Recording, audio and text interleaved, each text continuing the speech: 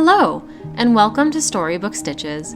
My name is Alicia, and on this channel I'll be reading classic stories while crocheting characters and scenes inspired by the tales. Whether you love books, enjoy crafting, or just want to relax with a little storytelling, you're in the right place. In this chapter, we'll be reading The Velveteen Rabbit by Margery Williams. Originally published in 1922, this book has been enchanting readers for more than 100 years. Grab a cup of tea, get comfortable, and let's stitch together some magic, one story at a time.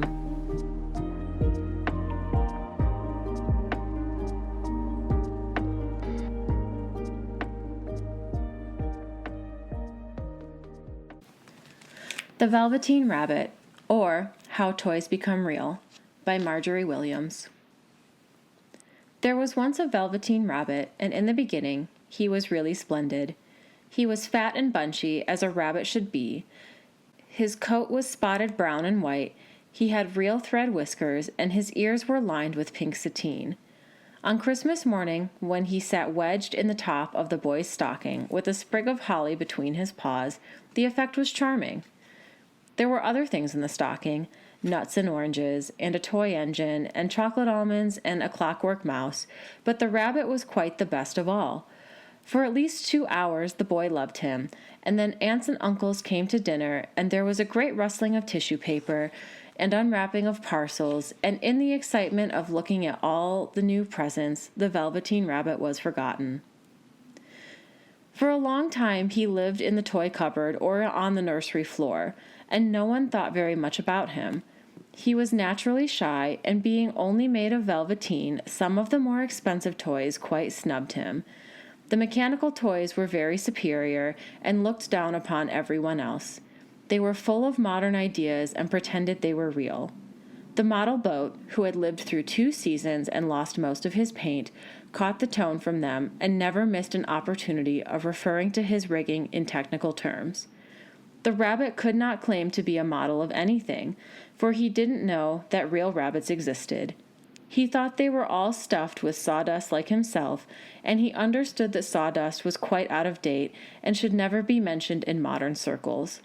Even Timothy, the jointed wooden lion, who was made by disabled soldiers, and should have had broader views, put on airs and pretended he was connected with government. Between them all, the poor little rabbit was made to feel himself very insignificant and commonplace, and the only person who was kind to him at all was the Skin Horse. The Skin Horse had lived longer in the nursery than any of the others. He was so old that his brown coat was bald in patches and showed the seams underneath, and most of the hairs in his tail had been pulled out to string bead necklaces.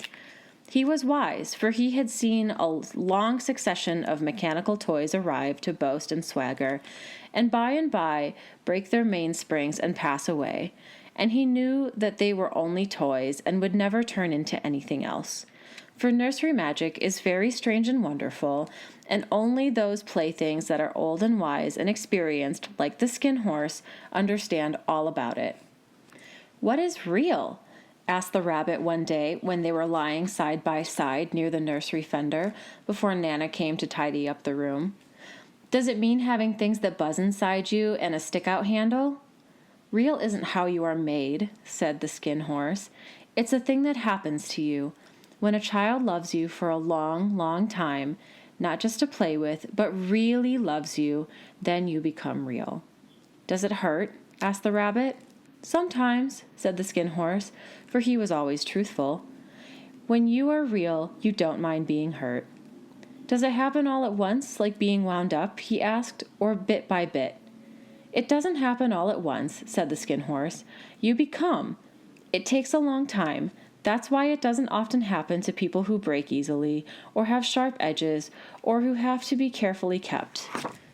Generally, by the time you are real, most of your hair has been loved off, and your eyes drop out, and you get loose in the joints and very shabby. But these things don't matter at all, because once you are real, you can't be ugly, except to people who don't understand." "I suppose you are real?" said the rabbit, and then he wished he had not said it, for he thought the Skin Horse might be sensitive. But the Skin Horse only smiled. "The boy's uncle made me real," he said. "That was a great many years ago, but once you are real, you can't become unreal again. It lasts for always." The rabbit sighed. He thought it would be a long time before this magic called real happened to him. He longed to become real, to know what it felt like, and yet the idea of growing shabby and losing his eyes and whiskers was rather sad. He wished that he could become it without these uncomfortable things happening to him. There was a person called Nana who ruled the nursery. Sometimes she took no notice of the playthings lying about, and sometimes, for no reason whatever, she went swooping about like a great wind and hustled them away in the cupboards. She called this tidying up, and the playthings all hated it, especially the tin ones. The rabbit didn't mind it so much, for wherever he was thrown, he came down soft. One evening, when the boy was going to bed, he couldn't find the china dog that always slept with him. Nana was in a hurry, and it was too much trouble to hunt for china dogs at bedtime, so she simply looked about her, and seeing that the toy cupboard door stood open, she made a swoop. "Here," she said, "take your old bunny. He'll do to sleep with you." And she dragged the rabbit out by one ear and put him into the boy's arms. That night, and for many nights after, the Velveteen Rabbit slept in the boy's bed. At first he found it rather uncomfortable, for the boy hugged him very tight, and sometimes he rolled over on him, and sometimes he pushed him so far under the pillow that the rabbit could scarcely breathe. And he missed, too, those long moonlit hours in the nursery when all the house was silent, and his talks with the skin horse. But very soon he grew to like it, for the boy used to talk to him and made nice tunnels for him under the bedclothes that he said were like burrows the real rabbits lived in. And they had splendid games together, in whispers, when Nana had gone away to her supper and left the nightlight burning on the mantelpiece.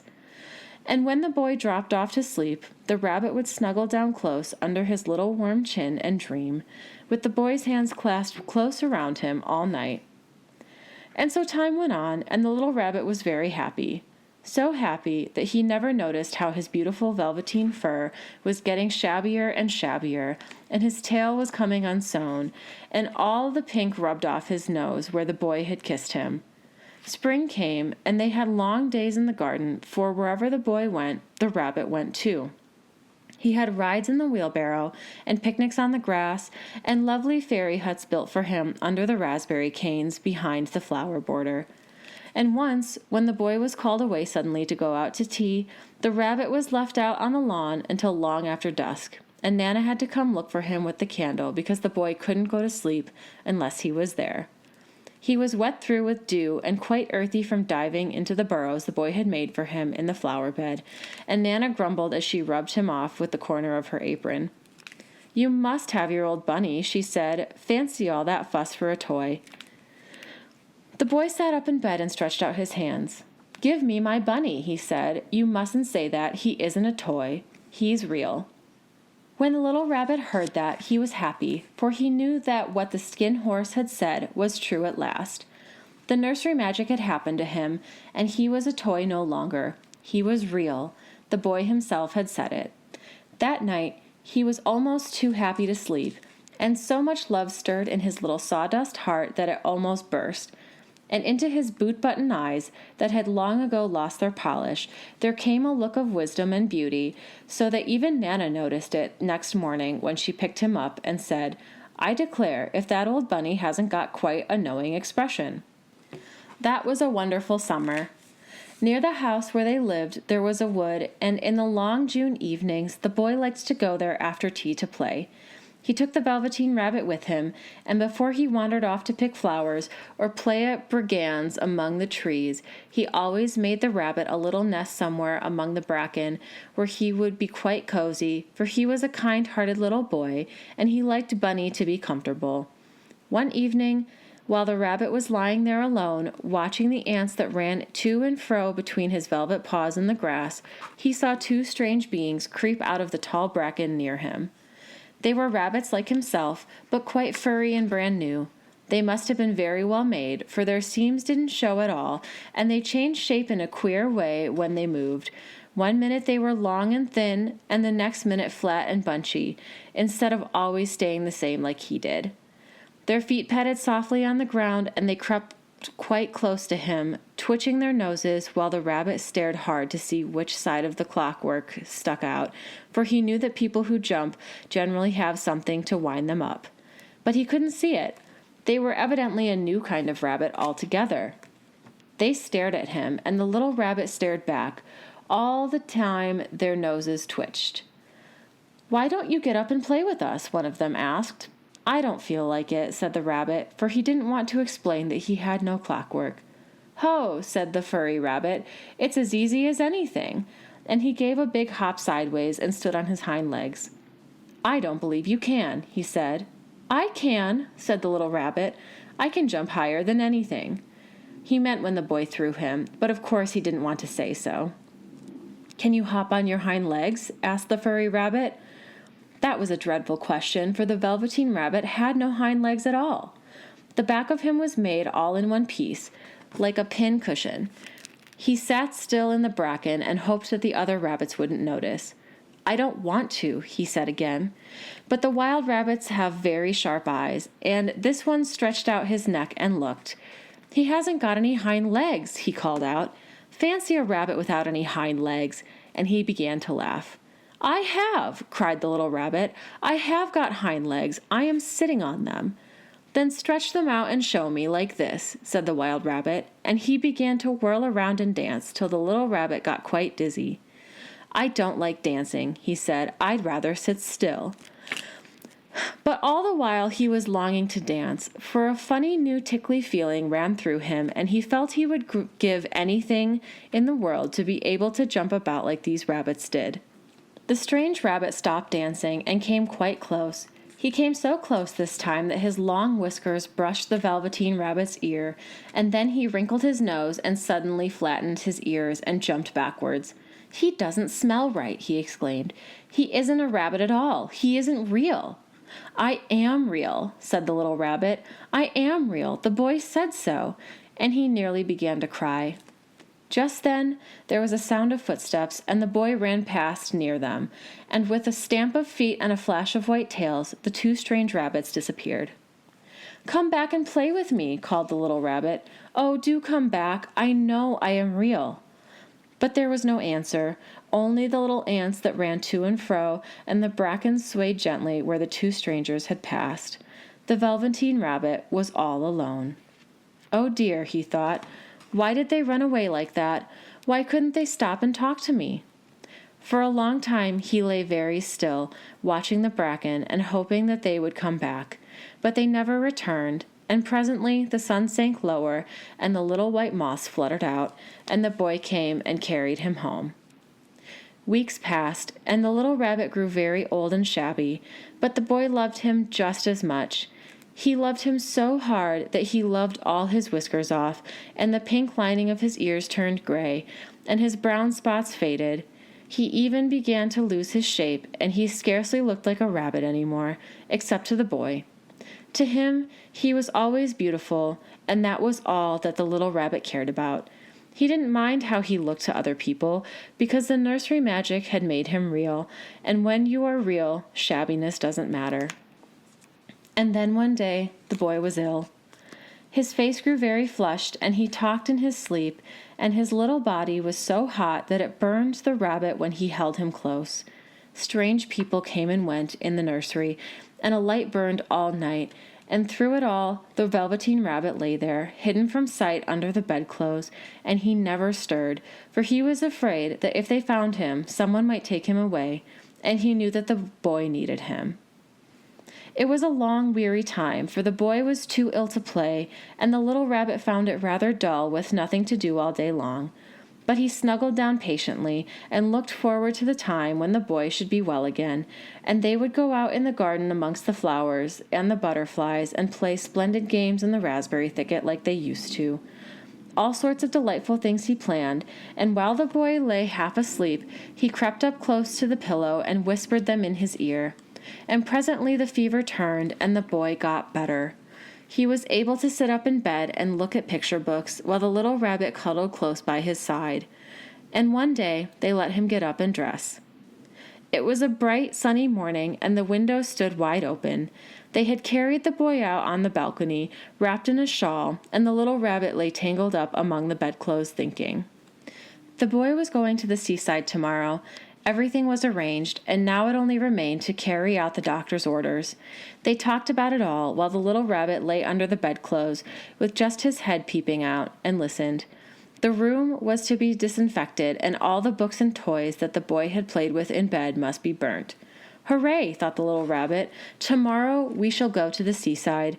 For the boy had often talked of the seaside, and he wanted very much to see the big waves coming in, and the tiny crabs, and the sand castles. Just then Nana caught sight of him. "How about his old bunny?" she asked. "That?" the doctor said. "Why, it's a mess of scarlet fever germs. Burn it all at once." "What? Nonsense. Get him a new one. He mustn't have that any more." And so the little rabbit was put into a sack with the old picture books and a lot of rubbish and carried out to the end of the garden behind the fowl house. That was a fine place to make a bonfire, only the gardener was too busy just then to attend to it. He had the potatoes to dig and green peas to gather, but the next morning he promised to come quite early and burn the whole lot. That night the boy slept in a different bedroom, and he had a new bunny to sleep with him. It was a splendid bunny, all white plush with real glass eyes, but the boy was too excited to care very much about it, for tomorrow he was going to the seaside, and that in itself was such a wonderful thing that he could think of nothing else. And while the boy was asleep, dreaming of the seaside, the little rabbit lay among the old picture books in the corner behind the fowl house, and he felt very lonely. The sack had been left untied, and so by wriggling a bit he was able to get his head through the opening and look out.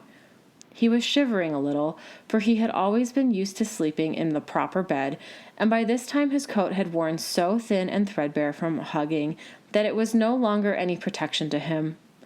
Nearby he could see the thicket of raspberry canes growing tall and close like tropical jungles, in whose shadow he played with the boy on bygone mornings. He thought of those long sunlit hours in the garden, how happy they were, and a great sadness came over him. He seemed to see them all pass before him, each more beautiful than the other. The fairy huts in the flower bed, the quiet evenings in the wood when he lay in the bracken and the little ants ran over his paws, the wonderful day when he first knew he was real. He thought of the skin horse, so wise and gentle, and all that he had told him. Of what use was it to be loved and lose one's beauty and become real if it all ended like this? And a tear, a real tear, trickled down his little shabby velvet nose and fell to the ground. And then a strange thing happened, for where the tear had fallen, a flower grew out of the ground, a mysterious flower, not at all like any that grew in the garden. It had slender green leaves the color of emeralds, and in the center of the leaves a blossom like a golden cup. It was so beautiful that the little rabbit forgot to cry and just lay there watching it. And presently the blossom opened, and out of it there stepped a fairy. She was quite the loveliest fairy in the whole world. Her dress was of pearl and dewdrops, and there were flowers round her neck and in her hair, and her face was like the most perfect flower of all. And she came close to the little rabbit and gathered him up in her arms and kissed him on his velveteen nose that was all damp from crying. "Little rabbit," she said, "don't you know who I am?" The rabbit looked up at her, and it seemed to him that he had seen her face before, but he couldn't think of where. "I am the nursery magic fairy," she said. "I take care of all the playthings that the children have loved. When they are old and worn out and the children don't need them any more, I come and I take them away with me, and I turn them into real." "Wasn't I real before?" asked the little rabbit. "You were real to the boy," the fairy said, "because he loved you. Now you shall be real to everyone." And she held the little rabbit close in her arms and flew with him into the wood. It was light now, for the moon had risen. All the forest was beautiful, and the fronds of the bracken shone frosted silver. In the open glade between the tree trunks, the wild rabbits danced with their shadows on the velvet grass, but when they saw the fairy, they all stopped dancing and stood round in a ring to stare at her. "I've brought you a new playfellow," the fairy said. "You must be very kind to him and teach him all he needs to know in Rabbitland, for he is going to live with you forever and ever." And she kissed the little rabbit again and put him down in the grass. "Run and play, little rabbit," she said. But the little rabbit sat quite still for a moment and never moved, for when he saw all the wild rabbits dancing round him, he suddenly remembered about his hind legs, and he didn't want them to see that he was made all in one piece. He did not know that when the fairy kissed him that last time, she had changed him altogether, and he might have sat there a long time, too shy to move, if just then something hadn't tickled his nose, and before he thought what he was doing, he lifted his hind toe to scratch it. And he found that he actually had hind legs. Instead of dingy velveteen, he had brown fur, soft and shiny. His ears twitched by themselves, and his whiskers were so long that they brushed the grass. He gave one leap, and the joy of using those hind legs was so great that he went springing about the turf on them, jumping sideways and whirling round as others did, and he grew so excited that when at last he did stop to look for the fairy, she had gone. He was a real rabbit at last, at home with the other rabbits. Autumn passed and winter, and in the spring, when the days grew warm and sunny, the boy went out to play in the woods behind the house. And while he was playing, 2 rabbits crept out from the bracken and peeped at him. One of them was brown all over, but the other had strange markings under his fur, as though long ago he had been spotted, and the spots still showed through. And about his little soft nose and his round black eyes there was something familiar, so the boy thought to himself, "Why, he looks just like my old bunny that I was lost when I had scarlet fever."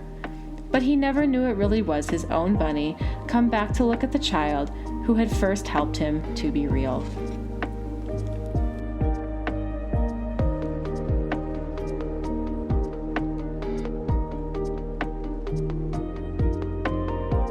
That's our story for today.